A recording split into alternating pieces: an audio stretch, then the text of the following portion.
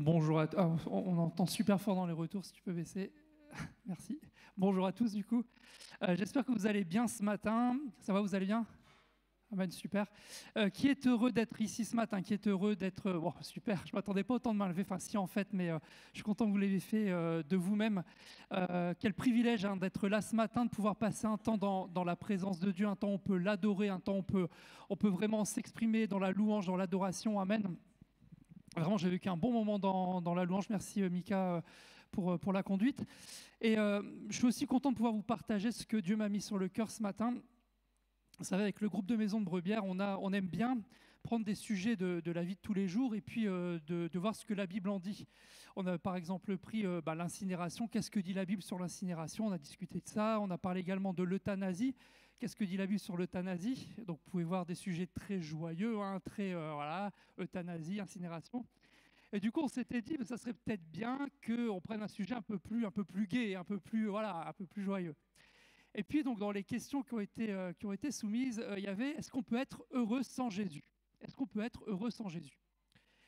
Alors, le sujet peut peut-être vous paraître assez simple, dit comme ça, mais moi, je suis pas fan, en fait, d'affirmer des choses, surtout concernant la Bible, de dire, d'établir des vérités comme ça, mais sans derrière avoir des bases solides, avoir fait des recherches et avoir vraiment des versets pour pouvoir m'appuyer dessus. J'aime bien, en fait, c'est dans mon travail aussi, j'aime bien donner du sens à ce que je dis, quand je donne des consignes à mes collaborateurs, j'aime bien leur expliquer pourquoi je leur demande ça aussi. J'aime bien donner du sens. Alors j'ai commencé à me poser, à poser devant Dieu, à prier, à réfléchir sur ce sujet: est-ce qu'on peut être heureux sans Jésus? Et plus je réfléchissais à ça, plus je sentais dans mon cœur que le Seigneur me disait: mais ça serait peut-être bien, plutôt que tu en fasses un message, une prédication lors d'un culte, plutôt que d'en discuter au groupe de maison. Donc du coup, je ne l'ai pas fait au groupe de maison. Je leur ai dit: vous avez qu'à venir au culte et puis on en parlera un dimanche. Et puis en plus de ça, comme on arrive en période de fête de Noël, on arrive en fin d'année, Noël, ça va être des moments où on va se retrouver en famille, des moments où on va s'offrir des cadeaux, des moments où on va être bien, des moments normalement où on est dans la joie. Je me suis dit que le moment était opportun aussi pour parler de ce sujet. Qu'est-ce que la joie? Avant de pouvoir répondre à la question: est-ce qu'on peut être heureux sans Jésus? Qu'est-ce que la joie? Chercher une définition, je trouve une définition assez simple, assez courte. La joie, c'est une émotion profonde et agréable, souvent courte et passagère. Si vous cherchez sur Internet, vous allez trouver cette définition-là en premier. Une émotion, Dieu nous a créé effectivement avec des émotions, il nous a créé à son image. On a des émotions, on peut être parfois triste, parfois heureux, parfois en colère, etc. On a des émotions, ça fait partie de nos vies, il faut l'accepter, les émotions font partie de nous.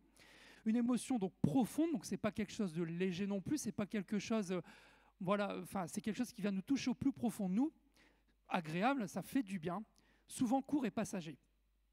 Et dans la Bible, on parle de la joie. À de nombreuses reprises, dans l'Ancien Testament, dans le Nouveau Testament, on parle de la joie. Pour moi, je pars du principe qu'à partir du moment où tu as un sujet qui est écrit dans plein de versets, à plusieurs reprises dans la Bible, ça reste un sujet quand même assez central dans la Bible. Amen, on est d'accord là-dessus? Ça va, mais j'ai entendu deux amen. Il y a au moins deux personnes convaincues avec moi, super. Non, mais c'est vrai, le sujet apparaît à de nombreuses reprises. On le retrouve dans l'Ancien Testament. La traduction, j'ai trouvé avec Simcav, qui veut dire joie, gaieté, bonheur, plaisir. On le retrouve notamment dans les psaumes, et pas que, mais principalement dans les psaumes. Mais également dans le Nouveau Testament. Alors, il y a différentes traductions, mais on retrouve la traduction du grec kairo, qui veut dire être heureux, se réjouir, être bien, prospérer, etc. Donc on voit que c'est une émotion utilisée plusieurs fois dans la Bible, dans l'ensemble de la Bible, Ancien et Nouveau Testament. Mais ça peut être intéressant aussi de savoir maintenant comment cette émotion-là elle est utilisée dans la Bible. À quel moment on utilise l'émotion, la joie dans la Bible? Et pour quelles raisons aussi on l'utilise dans la joie? Parce que ce n'est pas juste un mot comme ça écrit dans un verset. Il y a une utilisation, il y a une raison pourquoi elle est utilisée.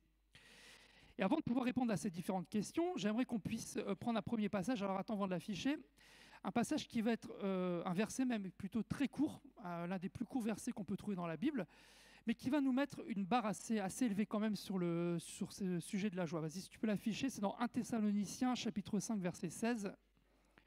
C'est Paul qui dit ça, il dit: soyez toujours dans la joie. Je vais le relire, c'est assez court, mais soyez toujours dans la joie. À apprendre par cœur, dit Bruno.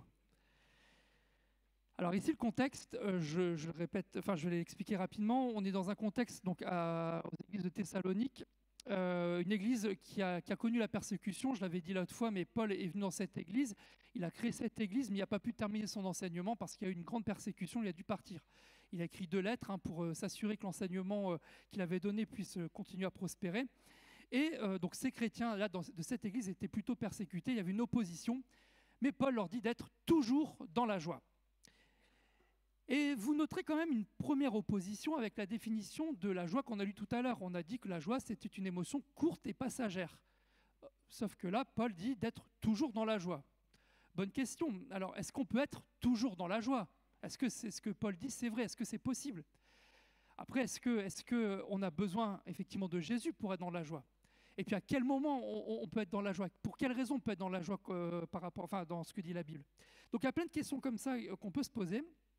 Et ce que je vous propose, c'est que ce matin, on regarde ça ensemble. On va voir ça alors, en 3 points. Ce n'est pas vraiment 3 points, c'est plutôt 3 étapes ou 3 stades qui vont nous montrer une évolution de cette émotion qu'est la joie. Amen. Vous êtes toujours avec moi, c'est bon? Super. Ce matin, que tu sois converti ou pas converti du tout, ce message s'adresse à toi. Peut-être que ce matin, tu es converti depuis des années, que tu te dis, moi je sais que la joie, j'ai besoin de Jésus pour être heureux, et c'est très bien, tu as certainement raison, on verra ça après. Mais je suis sûr que si tu regardes ton année 2024, on arrive en fin d'année, là, 2024, je suis sûr que si tu regardes dans ton année 2024, tu ne peux pas crier haut et fort, moi j'étais toujours dans la joie. Je suis sûr et certain, alors si ce n'est pas 2024, c'était peut-être l'année d'avant ou encore l'année d'avant, peu importe. Mais je suis sûr et certain que tu as traversé des moments difficiles, tu as eu des moments de désert dans ta vie, des moments où tout a été ébranlé dans ta vie. Amen, je ne me trompe pas? Je ne suis pas tout seul? Alors je te conseille d'écouter ce message jusqu'au bout. Amen. On y va, on commence? Pour le premier point, on va directement répondre à la première question que j'ai posée tout à l'heure. Est-ce qu'on peut être heureux sans Jésus? Alors, je vais peut-être vous choquer ce matin, mais la réponse est oui. On peut être heureux sans Jésus. La réponse est oui. Moi, je me suis converti, j'avais 25 ans. Pendant les 25 premières années de ma vie, j'ai vécu des super moments dans ma vie, même encore après ma conversion. Alors, j'ai essayé de réfléchir à des moments de joie que j'ai vécu. L'un des plus vieux que je me souvienne, c'était en 90. J'avais 7 ans. 90, c'était la Coupe du Monde de football. Ma première vraie Coupe du Monde que je pouvais vivre en tant qu'enfant. La première, j'étais trop petite, j'avais 3 ans. Et là, je me rappelle, on est une famille de footeux. Mon père était entraîneur de foot, a été joueur de foot, mon frère aussi. Le foot, c'était un sujet central à la maison. Coupe du monde de football, j'étais gamin, il y avait l'Allemagne, l'équipe d'Allemagne, la grande équipe de l'époque, qui a été jusqu'en finale, qui a gagné la Coupe du Monde. J'étais tellement heureux. Depuis ce jour-là, je suis supporter à l'équipe d'Allemagne de football. Ça a marqué mon enfance, ça a marqué un peu ma jeunesse. Alors, ça peut vous faire rire, c'est du football, mais quand c'est gamin, j'étais super content. Alors, sujet quand j'étais enfant, mais des sujets aussi quand j'étais adulte. Je me rappelle la première fois que j'ai signé un CDD, mon premier contrat professionnel dans ma vie. Je galérais, j'étais étudiant, j'avais besoin d'un travail.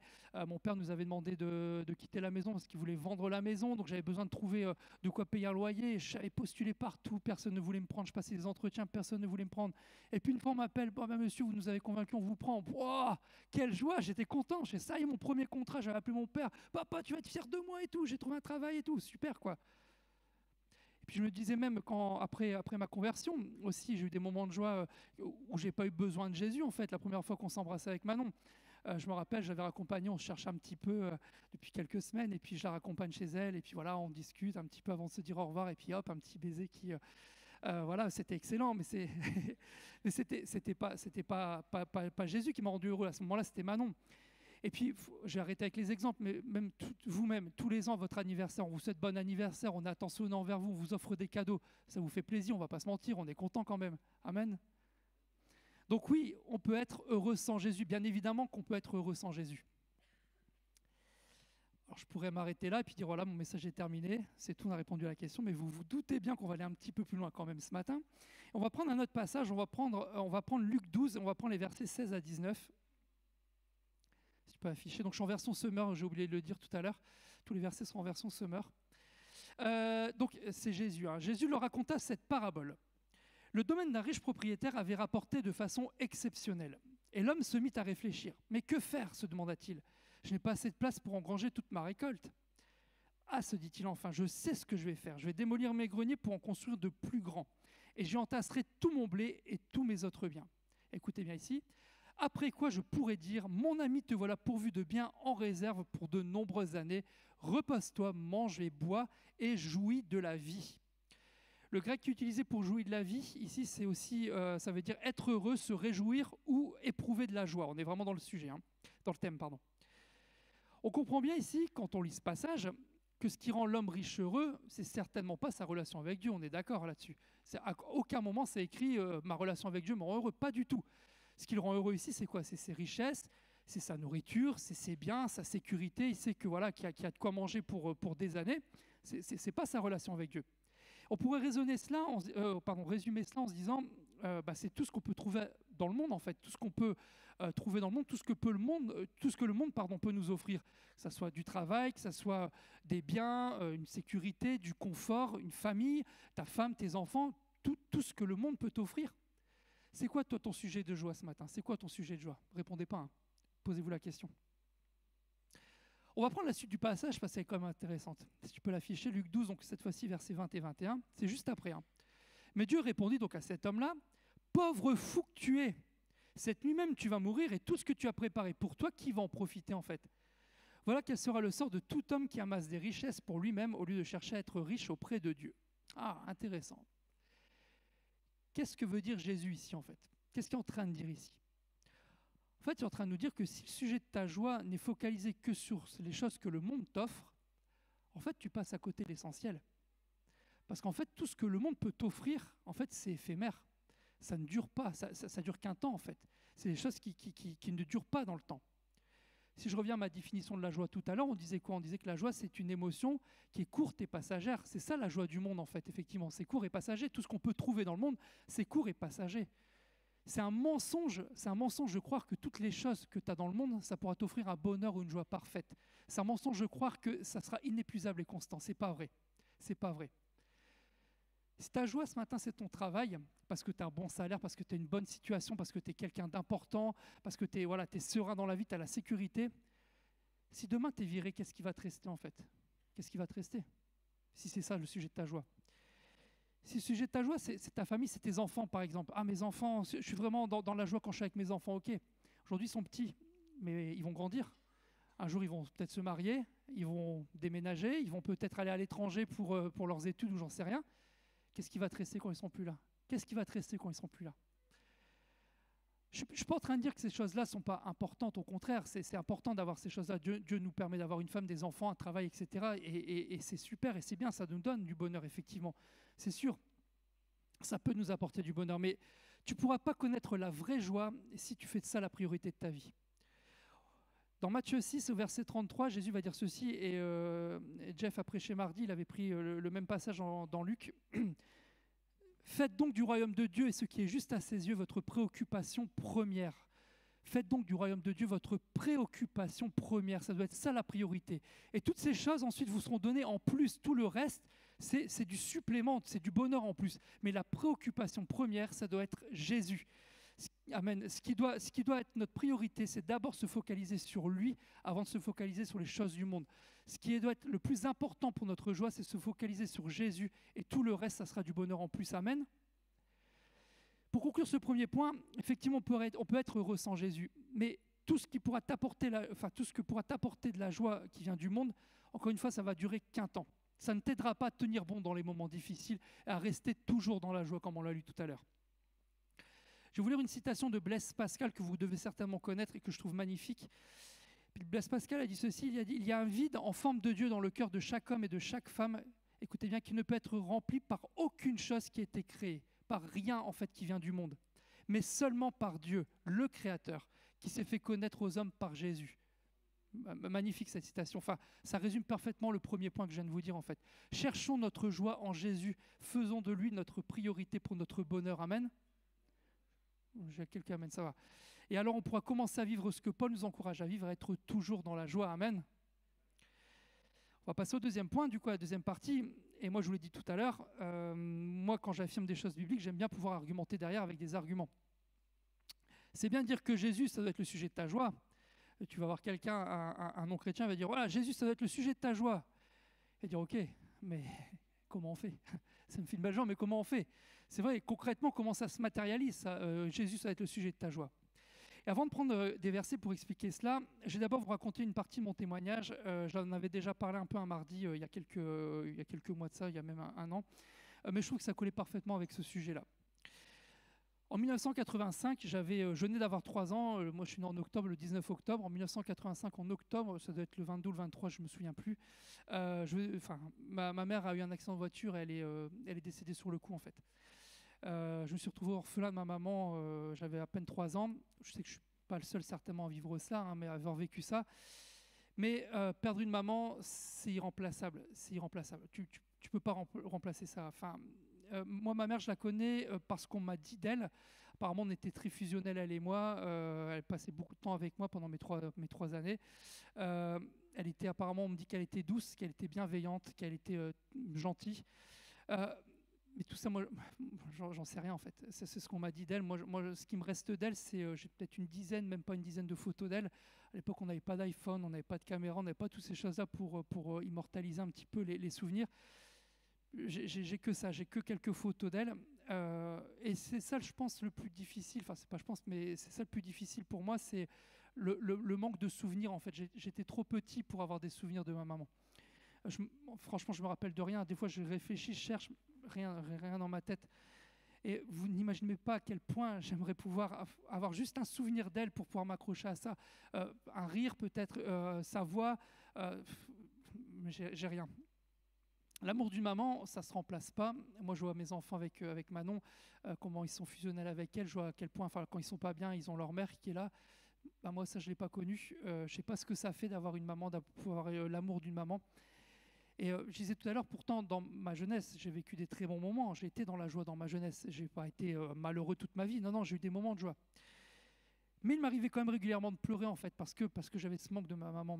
Quand j'étais pas bien, j'aurais tellement aimé pouvoir être dans les bras de ma maman, qu'elle me réconforte, mais j'avais personne. Enfin, j'avais mon papa, mais c'est pas pareil, un papa. Et on revient à la conclusion de mon premier point. J'avais beau chercher mon bonheur dans le monde, en fait, chercher mon bonheur dans tout ce que je pouvais vivre. Parce que tout ce que le monde m'offrait, en fait, c'était encore une fois qu'éphémère et pas durable, en fait. Au bout de quelques jours, ça partait, en fait. Et je n'étais pas dans une joie complète. Et puis en mai 2008, j'ai un couple d'amis qui m'a demandé si je pouvais, ils avaient besoin d'un chauffeur, si je pouvais les déposer en voiture pour le dimanche matin. J'avais dit oui, c'était pour les déposer à l'église, vous devinez. Et puis donc je les ai déposés à l'église, on devait manger ensemble après, donc j'ai dit je vais rester, en tant qu'affaire, je ne vais pas partir puis revenir, c'était un peu loin. Je suis resté lors du culte et puis en fait ma vie elle a changé depuis ce jour-là en fait. J'ai vraiment été interpellé par l'amour de Dieu, amen, par sa paix qui m'a mis dans le cœur, gloire à Dieu quoi. Et c'est pas la prédication qui m'a touché, la prédication je me rappelle c'était sur le manteau d'Élie, un sujet pas du tout d'évangélisation, le manteau d'Élie. La louange, ça m'a absolument pas marqué non plus, vraiment. Hein. Mais ce qui m'a touché, c'est j'ai senti l'amour de Jésus ce jour-là. Gloire à Dieu, amen. Ça a changé ma vie, ça a vraiment changé ma vie. Mais la question, c'est pourquoi ça a changé ma vie? Pourquoi ça a changé ma vie? Qu'est-ce qui s'est concrètement passé dans mon cœur ce jour-là? Je vais prendre 2 passages pour exprimer tout ça, qui va répondre à une des questions qu'on s'est posées tout à l'heure. À quel moment la joie elle est utilisée dans la Bible? On va prendre 2 passages, un passage dans l'Ancien Testament et un dans le Nouveau Testament. On va prendre donc le psaume 16, les versets 9 à 11. Ouais. Voilà pourquoi mon cœur est dans la joie. Mon âme exulte d'allégresse. Ainsi mon corps repose dans la confiance. Tu ne m'abandonneras pas. Dans le séjour des morts, tu ne laisseras pas un homme qui t'est attaché descendre dans la tombe. Tu me feras connaître le chemin de la vie, écoutez bien ici, le chemin de la vie, plénitude de joie en ta présence, délices éternelles auprès de toi. Waouh, quelle déclaration de David, c'est un psaume de David, magnifique quoi. Magnifique. Et on va prendre un autre passage dans le Nouveau Testament, cette fois-ci dans Jean 16, les versets 20 à 22. Merci. Vraiment, je vous l'assure, c'est Jésus qui parle, hein. Vraiment, je vous l'assure, vous allez pleurer, vous lamenter, tandis que les gens de ce monde jubileront. Vous serez accablés de douleur, mais votre douleur se changera en joie. Lorsqu'une femme accouche, elle éprouve de la douleur parce que c'est le moment. Mais à peine a-t-elle donné le jour au bébé qu'elle oublie son épreuve à cause de sa joie d'avoir mis au monde un enfant. Amen. Vous de même, vous êtes maintenant dans la douleur, mais je vous verrai de nouveau. Alors votre cœur sera rempli de joie. Et cette joie, personne ne pourra vous l'enlever. Amen. Quelle déclaration de Jésus ici. On a quoi? On a deux passages merveilleux. On connaît l'histoire de David. David qui a été un roi, qui a galéré avant de pouvoir prendre le trône, et qui a été persécuté par Saül, qui était menacé de mort.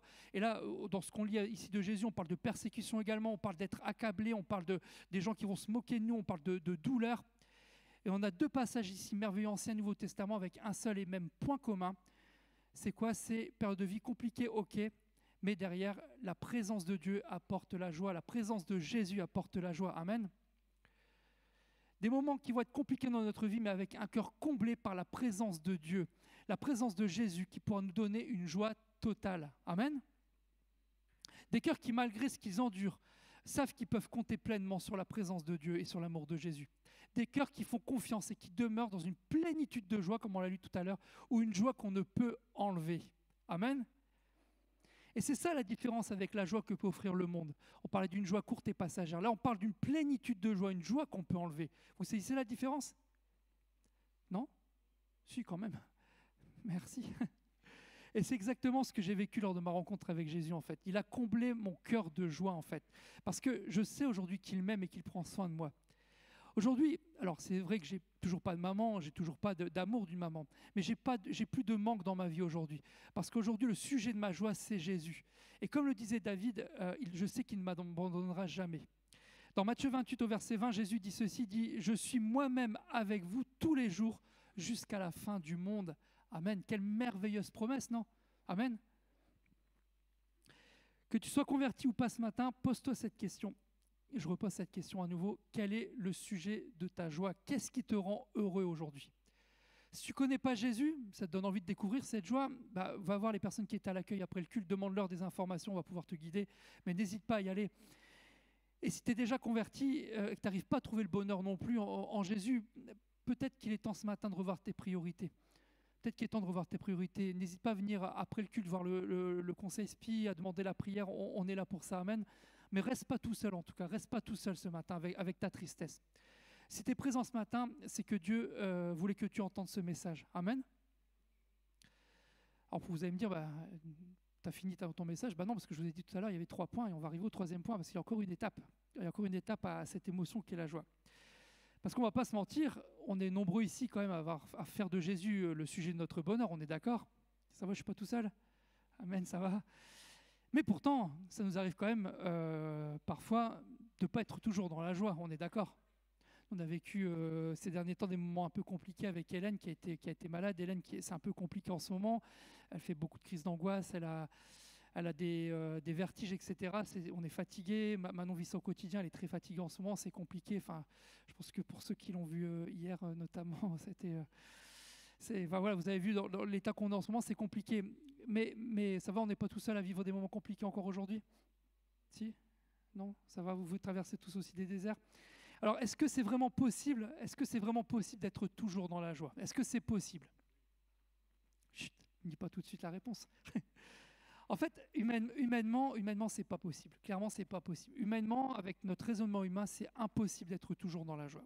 Mais effectivement, il y a une solution. Bruno a spoilé un petit peu la chose. Oui, c'est possible. Et on va prendre un passage qui va nous donner déjà une première piste. On va prendre Galates au chapitre 5, les versets 22 à 25. Mais le fruit de l'esprit, c'est l'amour, la joie, la paix, la patience, l'amabilité, la bonté, la fidélité, la douceur, la maîtrise de soi. La loi ne condamne certes pas de telles choses.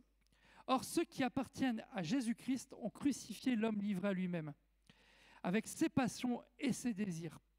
Puisque l'Esprit est la source de notre vie, conduisons-nous selon sa volonté. Amen. Qu'est-ce qu'on peut comprendre ici? Qu'est-ce qu'on peut comprendre dans ce passage-là? Paul qui a écrit cette lettre parle de 2 états en fait. Il parle d'un homme livré à lui-même avec ses propres désirs, ses propres émotions aussi. Et puis il parle d'un homme conduit et inspiré par l'Esprit de Dieu. Et qu'est-ce qu'on retrouve dans le fruit lié à l'action du Saint-Esprit? On retrouve la joie. Amen. C'était pour voir si vous suivez. Là, on ne parle plus ici de joie humaine. On ne parle plus de la joie humaine ici. On parle d'une joie qui dépasse nos propres émotions. On parle d'une joie qui vient de Dieu en fait. Une joie qui sera inébranlable. Amen. Parce que c'est la joie de Dieu, c'est la joie parfaite. Et c'est ça qu'on doit aller chercher en fait. C'est ça qu'on doit aller chercher. Il faut qu'on parvienne en fait à cet état que Paul exprime quelques chapitres avant dans Galates 2, verset 20. Il dit « Ce n'est plus moi qui vis, c'est Christ qui vit en moi. Il dit, ma vie en tant qu'homme, je la vis maintenant dans la foi au Fils de Dieu, qui par amour pour moi s'est livré à la mort à ma place. Ce n'est plus moi qui vis, c'est Christ qui vit en moi. Et c'est ça qu'on doit aller chercher. C'est diminuer en fait pour lui laisser toute la place dans notre vie, dans notre corps, dans notre esprit. Amen. Alors, je vous l'accorde, hein, c'est un statut qui n'est pas facile à atteindre. Je suis complètement d'accord avec ça. C'est pas facile, c'est vrai. C'est pas facile de laisser toute la place à Jésus parce que dans notre vie de tous les jours, effectivement, tout ce qu'on traverse et tout, on a la réalité du monde. Mais je me suis dit peut-être que pour comprendre qu'est-ce qui permettait à Paul de pouvoir être dans cet état-là, de pouvoir proclamer cela, je me suis dit peut-être qu'il faut comprendre les motivations pour obtenir une telle joie. Et donc j'ai cherché ces motivations qui ont poussé Paul à pouvoir proclamer que ce n'était plus lui qui vivait, mais c'était Christ qui vit en lui. Et on va à nouveau prendre deux passages, encore une fois, un dans l'Ancien et un dans le Nouveau Testament, qui vont répondre à toujours à cette question de comment l'émotion de la joie est utilisée dans la Bible. On va prendre donc dans Habakkuk, au chapitre 3. Habakkuk, je crois que c'est la première fois que j'entends qu'on prêche sur Habakkuk lors d'un culte. Il y a des versets intéressants dedans. Si tu peux afficher Habakkuk 3, versets 17 à 18. Impeccable.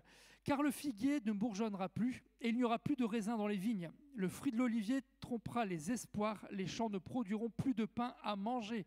Les moutons et les chèvres disparaîtront de leurs enclos, et les bovins de leurs étables. Waouh, magnifique, hein, difficile hein, quand on lit tout ça. Mais écoutez la suite.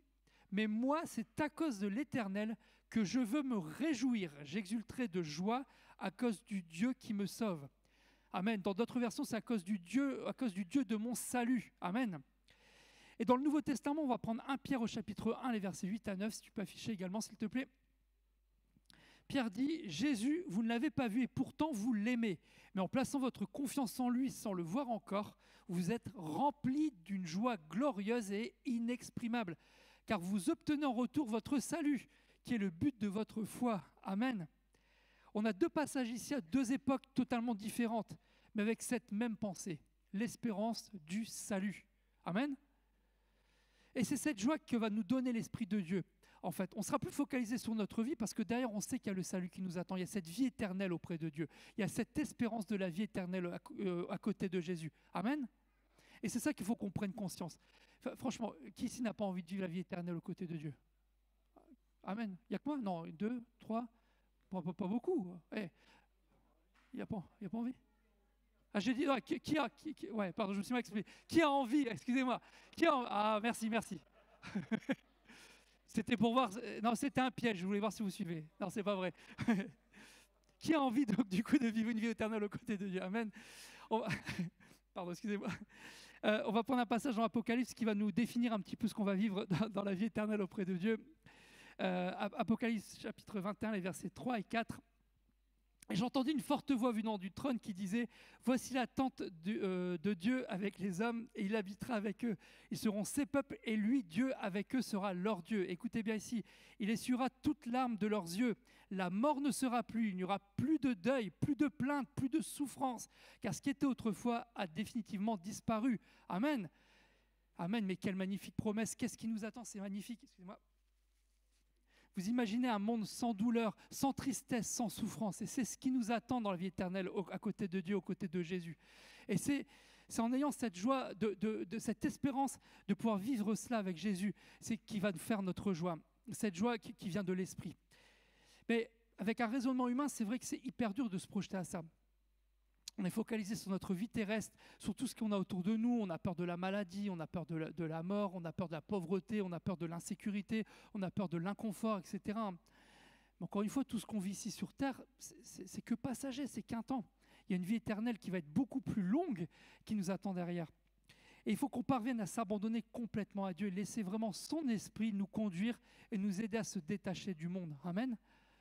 Regardez ce que Jésus disait à Pilate juste avant d'être condamné à mort. C'est dans Jean 18 au verset 36. Il disait, mon royaume n'est pas de ce monde. Si mon royaume appartenait à ce monde, mes serviteurs se seraient battus pour que je ne tombe pas aux mains des chefs juifs. Non, réellement, mon royaume n'est pas d'ici. Est-ce que vous êtes des fils et des filles de Dieu ce matin? Amen. Notre royaume, il n'est pas ici non plus. Hein. Notre royaume, il est là-haut. Notre royaume, c'est la vie éternelle avec lui. Hein. Amen. Et c'est certainement l'étape la plus difficile concernant la joie. Cette étape à atteindre, c'est la plus difficile. Réussir à ne plus vivre comme une émotion, enfin la joie, vivre la joie comme une émotion humaine, mais comme une émotion qui vient de Dieu, comme Dieu pourrait la ressentir. Et c'est seulement possible grâce à l'action de son esprit. Amen. Le Saint-Esprit, ce n'est pas compliqué à le recevoir. En fait, Jésus nous le promet, il suffit de le demander. On voit ça dans Jean 14. En fait, le plus difficile, c'est de lui laisser toute la place. C'est ça qui est compliqué, en fait. Alors, gardons nos yeux focalisés sur demain et pas sur aujourd'hui. Voyons ce qui va nous attendre lorsqu'on vivra la vie éternelle auprès de Dieu. C'est là-dessus qu'il faut focaliser nos regards. Amen. Avant de conclure, je vais prendre un dernier passage que vous connaissez bien, qui est dans Matthieu 5, les versets 3 à 12. Impeccable. Heureux ceux qui se reconnaissent spirituellement pauvres, car le royaume des cieux leur appartient. Heureux ceux qui pleurent, car Dieu les consolera. Heureux ceux qui sont doux, car Dieu leur donnera la terre en héritage. Heureux ceux qui ont faim et soif de justice, car ils seront rassasiés. Heureux ceux qui témoignent de la bonté, car Dieu sera bon pour eux. Heureux ceux dont le cœur est pur, car ils verront Dieu. Heureux ceux qui répandent autour d'eux la paix, car Dieu les reconnaîtra pour ses fils. Heureux ceux qui sont opprimés pour la justice, car le royaume des cieux leur appartient. Heureux serez-vous quand les hommes vous insulteront, vous persécuteront, lorsqu'ils répandront toutes sortes de calomnies sur votre compte à cause de moi. Oui, réjouissez-vous alors et soyez heureux, car une magnifique récompense vous attend dans les cieux. Amen. Amen. Quel merveilleux passage, quel passage magnifique, quel encouragement de la part de Jésus. Amen. Je demande au groupe de louanges si vous pouvez venir. On va prendre un petit chant. Mais avant de passer à ma conclusion, j'aimerais vous passer une vidéo. C'est un témoignage, et tu l'avais mis sur ton Facebook. C'est le témoignage d'un chanteur, d'un artiste. Alors, il s'appelle Daddy Yankee. Moi, je ne connaissais pas du tout. Peut-être les plus jeunes connaissent. C'est un artiste mondialement connu, hein, Daddy Yankee. Il a notamment fait les titres Gasolina et Con Calma. Enfin, je ne parle pas du tout espagnol, mais des titres très connus. Enfin, il a fait des concerts partout dans le monde. C'est quelqu'un vraiment très connu. Et en décembre 2023, lors d'un de ses concerts, il a rendu un témoignage. Et si tu peux passer la vidéo, non ? Si, super, impeccable.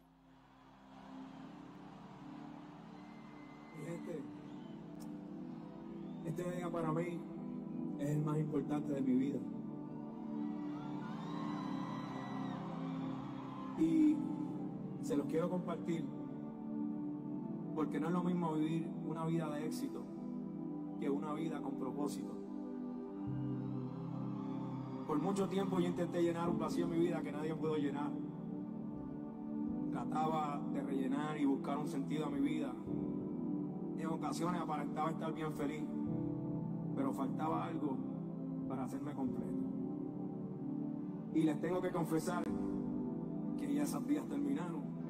Alguien pudo llenar ese vacío que sentía por mucho tiempo.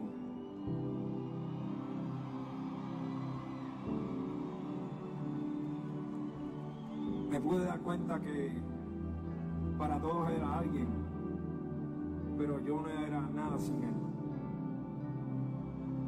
Pude recorrer el mundo durante años, ganar muchos premios, aplausos y elogios, pero me di cuenta de algo que dice la Biblia. ¿De qué le vale al hombre ganar el mundo entero si pierde su alma? Por eso esta noche reconozco y no me avergüenzo en decirle al mundo entero que Jesús vive en mí.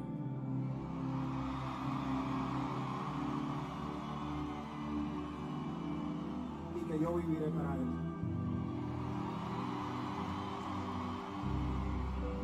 La Biblia dice, todo aquel que lo reconozca en público aquí en la tierra, también lo reconocerá delante de mi Padre. Muchas gracias. Ahora, el que me conoce por Daddy Yankee, que diga es Daddy Yankee en Cristo, Raymond Ayala en Puerto Rico. Se acabó una historia y va a comenzar una nueva historia, un nuevo comienzo. Todas las herramientas que tenga en mi poder, como la música, las redes sociales, las plataformas, un micrófono, todo lo que Jesús me entregó es ahora para el reino. Muchas gracias, Puerto Rico, y espero que ustedes caminen conmigo en este nuevo comienzo. Y espero que se les grabe algo bien importante. No sigan a ningún hombre, yo soy un humano. A todas las personas que me siguieron, sigan a Jesucristo, que Él es el camino, la verdad y y la vida. Muchas gracias. Dios los bendiga. Cristo los ama y Cristo viene. No lo olviden. Dios los bendiga. Feliz Navidad. Los amo, Puerto Rico. Y que así mismo, Jesús, como tú me permitiste por tu misericordia recorrer el mundo, en tu misericordia, Padre, que así tú me permitas desde Puerto Rico evangelizar el mundo. Amén. Gracias, Jesús. Dios los bendiga. Raymond Ayala. Gracias, Puerto Rico. Je peux arrêter la vidéo. J'espère que vous avez réussi à lire. Il n'était pas dans une église, hein. Là, il était lors d'un concert. Ça résume ce que je vous ai dit, hein, dans mon message. J'aurais pu juste passer la vidéo à la rigueur et puis rien dire derrière. Mais cet homme, en gros, ce qu'il a dit, hein, je résume très rapidement, mais il connaît la gloire. Il a eu la gloire, enfin, dans des concerts du monde entier. Il y a de l'argent, il y a la célébrité, mais ça peut lui procurer du bonheur, et super. Mais il n'y avait rien connu comme bonheur sans connaître Jésus, avant de connaître Jésus. Ce matin, je ne sais pas quel statut en est concernant ta joie. Je ne sais pas c'est quoi le sujet de ta joie. Je me permets de te reposer cette question-là ce matin. Qu'est-ce qui fait ta joie aujourd'hui? Qu'est-ce qui fait ta joie aujourd'hui? On arrive en fin d'année, on va démarrer une nouvelle année dans quelques semaines. Je pense qu'il est temps de se poser les bonnes questions et peut-être revoir tes priorités. Je te rassure, il n'est pas trop tard. Ce matin, tu as l'occasion de faire un choix. Tu peux effectivement continuer à baser ta joie sur ce que t'offre le monde, effectivement. Mais crois-moi que tu continueras à être ébranlé dès qu'il y aura une tempête dans ta vie. Tu n'arriveras pas à tenir. Tu auras des moments de joie, c'est vrai, mais ça restera éphémère. Ou alors tu peux faire le choix de baser ta joie sur Jésus. Amen. Sur sa présence, sur la paix qu'il te donnera, son amour qui te portera dans les moments difficiles que tu vivras. Et aussi avec cette espérance de vivre l'éternité à ses côtés. Mais en tout cas, ne pars pas d'ici avant de te poser cette question. Quel est le sujet de ma joie? Moi, je l'ai dit, hein, je suis convaincu, si vous êtes là ce matin, tous ici, c'est qu'il n'y a pas de hasard avec Dieu, c'est que vous deviez entendre ce message-là. Amen. Je peux faire d'appel. J'ai juste prié pour vous tous.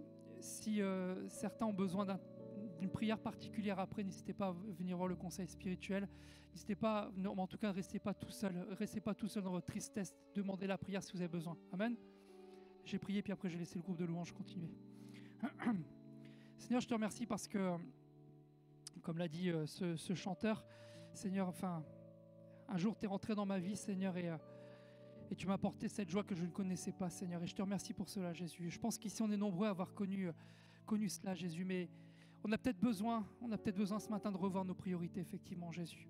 Parce que, comme je disais tout à l'heure, des moments difficiles, on en traverse. Et effectivement, si on raisonne humainement, Seigneur, on ne peut pas tenir, Jésus. On a besoin de ton esprit en nous ce matin encore, Jésus. On a besoin que tu nous remplisses encore de ton esprit, Jésus. On veut te laisser la place, Seigneur.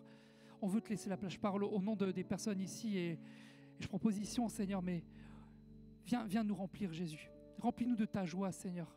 Ton esprit donne la joie, Jésus. Cette joie inébranlable, cette joie qui sera capable de tout surmonter, Seigneur, parce que derrière, on a la vie éternelle à tes côtés, Seigneur. On a la vie éternelle à tes côtés, Jésus.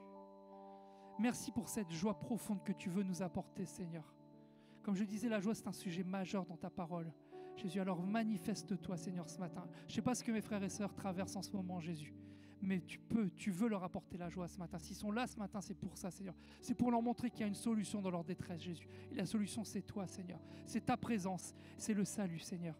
Alors merci, Jésus. Viens te manifester dans le cœur de chacun ce matin. Mais que chacun ne reste pas insensible à ta parole, Jésus. Manifeste-toi ce matin, Jésus. Gloire à toi, Seigneur. Merci pour ce que tu fais et ce que tu vas encore faire dans nos vies, Jésus.